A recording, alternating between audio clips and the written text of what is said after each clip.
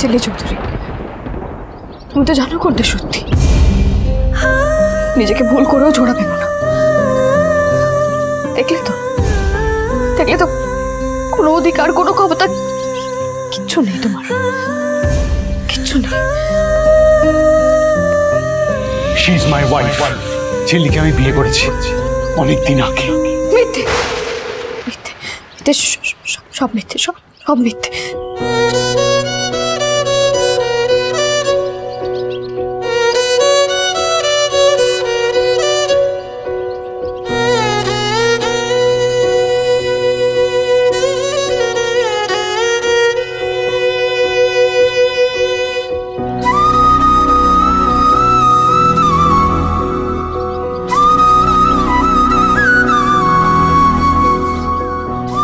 মনের উপর ডিসিপ্লিন খাটে না মিস্টার সিংহ। আপনি এখনো ছোড়াকে বলতে পারেননি।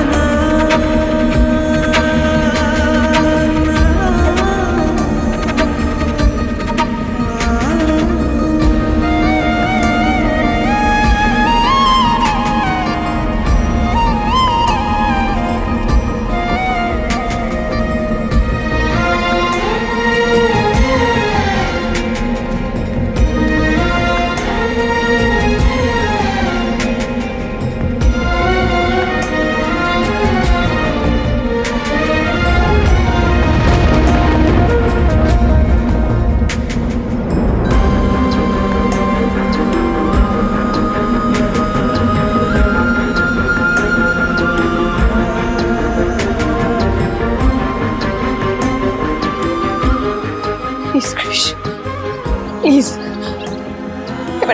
এবার এগুলো বন্ধ করো, আমি আর নিতে পারছি না।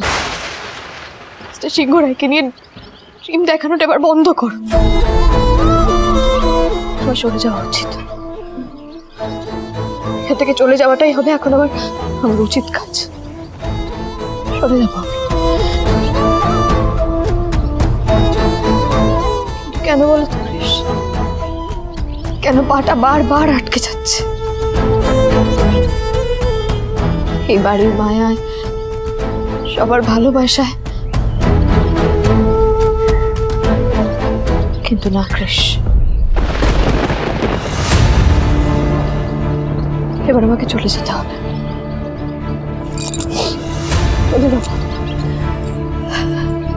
ঝিলিমা, ঝিলিমা, দেখ দেখ দেখ মা, কাকে নিয়ে এসছি দেখ। ওই গো, এসো এসো এসো এসো, আরে এসো।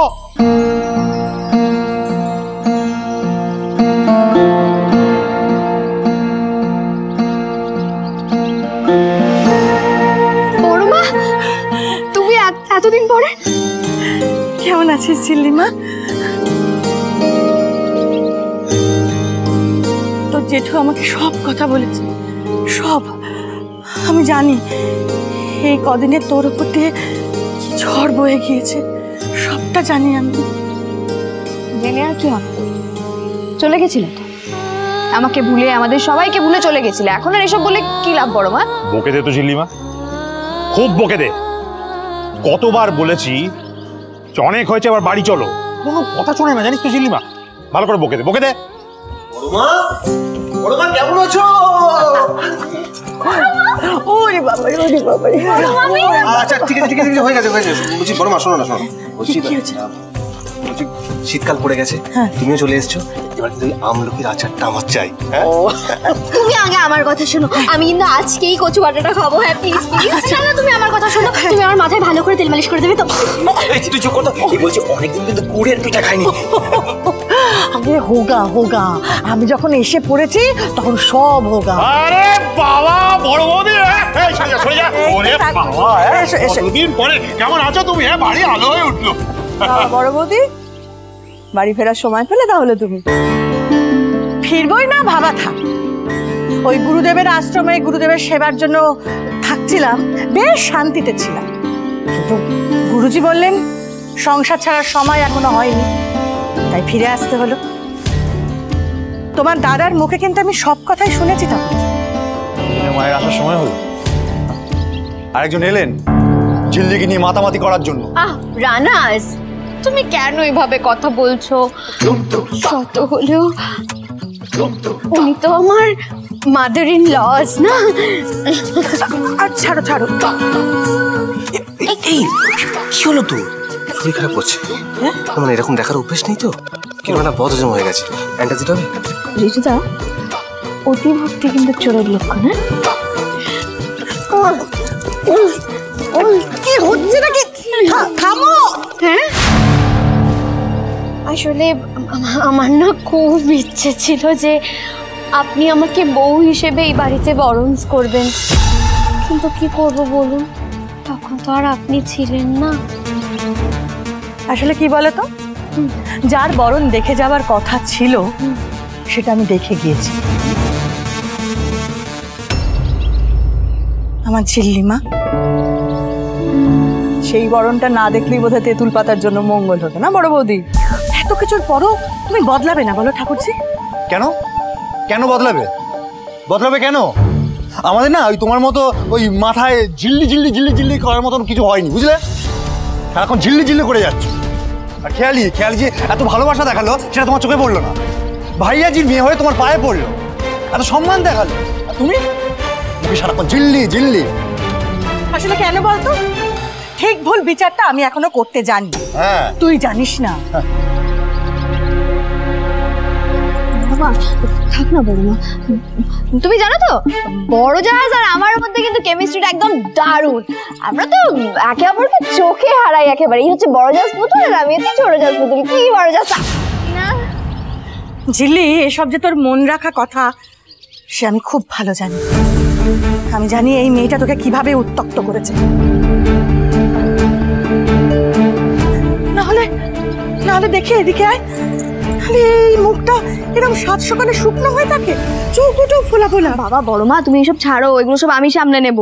তুমি এত দূর থেকে এসছো, চলো তো ঘরে গিয়ে মুখ হাত পা ধুয়ে একটু রেস্ট। এসো চলো চল।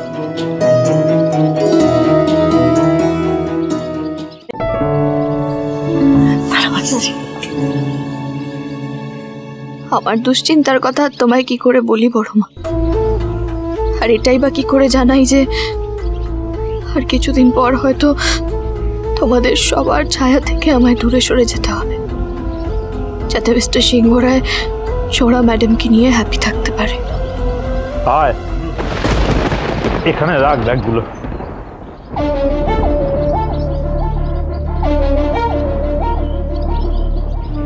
বড় বউ, ওই ঝিল্লি মায়ের অসুবিধার কথা বলছিলাম না, বড়দিনের দিনই তো হঠাৎ করে নতুন গেস্টকে তেঁতুল পাতাস ওয়েলকামস করবে না? ছোড়া। ঝিল্লি, একটা কথা শোন মা, আমি কিন্তু আমার ঋষিকে চিনি। তুই শুধু ওর উপর থেকে ভরসা হারাস না। জানি অনেক কিছুই মনে হবে, মেয়েদের পোড়া মন তো, অনেক কিছুই মাথায় আসবে দেখিস। তবু শুধু আমি একটা কথাই বলবো, ঋষি কিন্তু আমাদের ওই ভরসার জায়গাটাতেই থাকবে সারা জীবন। কি করে থাকবে বড় মা? আমি কি কেবল ওনার ওপর ভরসা করে যাব? আর উনি যে অন্য কারোর ওপর ভরসা করে বসে আছেন, জ্বরে অসুস্থতায় সবার আগে যার নাম ওনার মুখে আসে, ওনার মনের ভেতরে কি আছে সেটা শুধু আমি জানি বড় মার, আর তোমরা কেউ কিচ্ছু জানো না। সুজনে সুজনে রয়েছে যেন তেঁতুল পাতা।